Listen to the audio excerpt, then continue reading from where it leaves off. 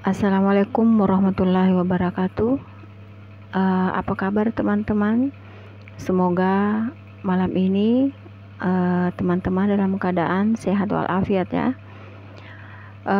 Cerita kali ini saya akan membawakan satu kisah yang merupakan pengalaman pribadi dari ayahku ketika beliau bekerja di salah satu perusahaan telekomunikasi. Kalau sekarang namanya Telkom, kalau dulu disebut Perumtel. Waktu itu September 87. Seperti biasa, setiap awal bulan ayahku ke kota Ujung Pandang yang sekarang bernama Makassar untuk mengikuti rapat evaluasi di Kandatel Ujung Pandang. Terkadang saat ayah berangkat ke Ujung Pandang, beliau menggunakan kendaraan umum, bus mini yang banyak di masa itu. Namun hari itu ayah memilih menggunakan kendaraan roda duanya, sebuah motor Kawasaki Binter. Hari itu Jumat siang, sesudah mengikuti rapat dan usai menunaikan sholat Jumat, ayah pun siap-siap untuk kembali ke kota Bantaeng. Biasanya ayah menempuh 2 jam lebih perjalanan dari kota Ujung Pandang ke kota Bantaeng, dan jarak antara kota Ujung Pandang dan kota Bantaeng itu sejauh 123 km. Dengan perkiraan itu, beliau biasanya sampai di kota Bantaeng sekitar sore atau setelah asar. Dan biasanya ketika menempuh perjalanan jauh, ayah lebih banyak singgah di jalan untuk mencari masjid atau musola. Setengah jam berlalu, ayah pun memasuki Kabupaten Takalar. Di sana ayah singgah di sebuah pasar tradisional, di mana di pasar tradisional itu menjual berbagai macam kue dan penganan tradisional.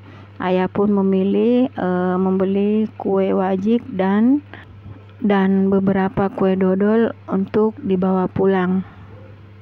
Setelah itu, ayah kemudian melanjutkan perjalanannya kembali.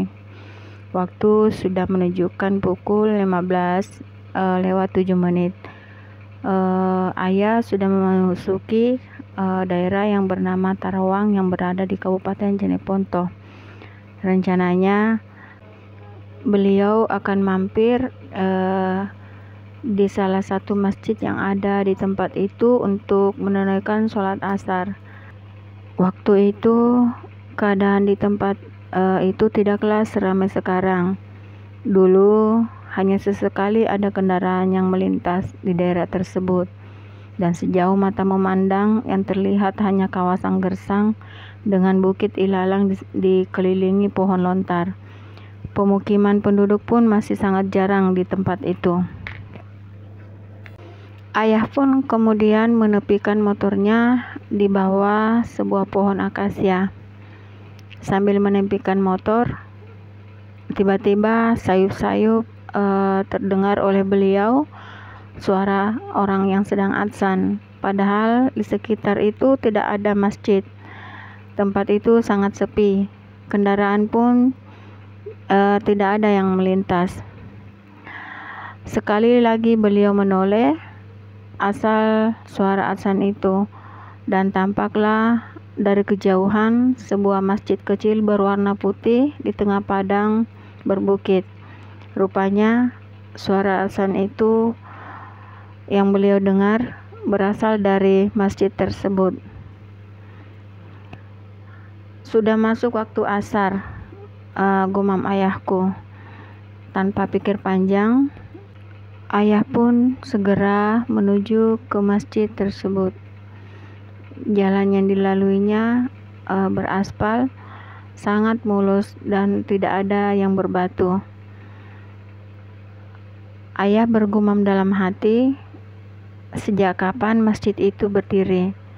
Karena setahu ayah, setiap melewati jalan itu tidak pernah dia melihat masjid itu. Tidak lama kemudian, ayah pun sampai di pelataran masjid tersebut. Masjid itu sedikit luas dengan ornamen pagar kayu berwarna putih. Tidak ada orang yang terlihat di luar masjid. Udara di kawasan itu sangatlah sejuk, padahal saat itu matahari lagi terik-teriknya bersinar. Begitupun dengan air yang dipakai beliau saat berwudu, sangat-sangat sejuk. Saat iqomah, ayah pun kemudian bergegas masuk ke dalam masjid. Di dalam masjid ternyata sudah ada 5 orang jemaah, 6 orang dengan ayah. Imamnya adalah orang tua yang berwajah sangat teduh, berkulit bersih dengan sorot mata yang tajam. Tapi ada yang aneh menurut ayah, karena pakaian yang mereka gunakan dan sorban yang mereka pakai semuanya sama berwarna putih. Setelah selesai sholat asar dan berzikir, satu demi satu jemaah menghampiri ayah untuk bersalaman. Imam masjid pun juga menghampiri ayah untuk mengucapkan salam. Sambil menjabat tangan ayah pun menyambut tangan Pak Imam yang sedingin es. Setelah selesai, ayah pun pamit, kemudian ayah melangkah keluar meninggalkan masjid. Sementara lelaki tua yang menjadi imam tadi kembali duduk melanjutkan zikirnya bersama para jemaah lainnya. Meninggalkan area masjid, hawa sejuk pun tiba-tiba berganti menjadi hawa panas. Yang mengherankan, jalan yang ayah lalui tadi berganti menjadi jalan berbatu. Padahal tadi sewaktu beliau melewati jalanan itu merupakan jalanan beraspal dan sangat mulus. Keluar dari jalanan berbatu tadi, ayah pun akhirnya memasuki jalanan utama yang menghubungkan antara kota Jeneponto dan kota Bantaeng. Sejenak beliau menghentikan kendaraannya ketika ada 2 mobil besar yang melaju sangat kencang mendahulunya. Ketika kedua kendaraan itu melewati ayah, di seberang jalan ternyata ada seorang laki-laki berusia sekitar 60 tahun sedang menuntun seekor kuda menuju ke arahnya. Menurut ayah, laki-laki itu sepertinya baru saja kembali dari ladangnya, karena di sisi kanan dan di sisi kiri punggung kuda itu ada beberapa buah jagung yang terletak di dalam sebuah wadah yang berbentuk pelana tersebut. Lalu lelaki itu tersenyum kepada ayah dan dengan logat khasnya orang itu menyapa ayah. Kemudian lelaki itu bertanya kepada ayah, dari mana? Karena dari kejauhan lelaki itu melihat ayah menuntun motornya keluar dari jalanan yang berbatu. Ayah pun bercerita jika beliau baru saja dari Masjid Putih yang berada di tengah padang luas yang tidak jauh dari tempat itu. Mendengar cerita ayah, terkejutlah lelaki yang ada di hadapan ayah itu.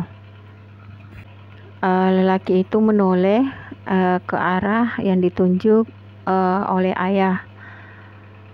Dia pun terheran karena setahu dia yang sudah cukup lama tinggal di daerah itu, dia tidak pernah tahu dan tidak pernah mendengar kalau di tempat itu ada sebuah masjid. Begitupun dengan ayah, beliau juga sangat terkejut karena dia tidak melihat masjid yang beliau tempati untuk sholat asar tadi. Lalu untuk meyakinkan orang itu, ayah menunjukkan kepada orang itu jaket yang dia pakai tadi berwudu masih dalam kondisi basah. Orang tua yang di hadapan ayah itu pun semakin bingung.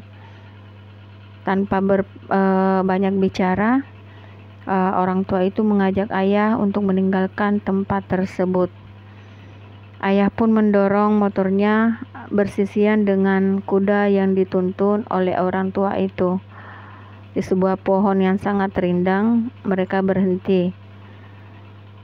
Karena perjalanan masih jauh, ayah pun berpamitan kepada orang tua tersebut. Ayah juga tidak lupa memberikan sebungkus dodol dan wajik kepada orang itu. Kemudian ayah melanjutkan perjalanannya sambil mengendarai motornya melaju ke arah selatan. Beliau tidak pernah habis pikir dengan kejadian yang baru saja dialaminya. Kalau betul daerah itu tidak pernah ada masjid seperti kata orang tua itu tadi, lalu tadi sholat asar di mana? Padahal semua nampak jelas dan sangat nyata. Demikian kisah kali ini. Semoga terhibur. Selamat malam dan selamat beristirahat.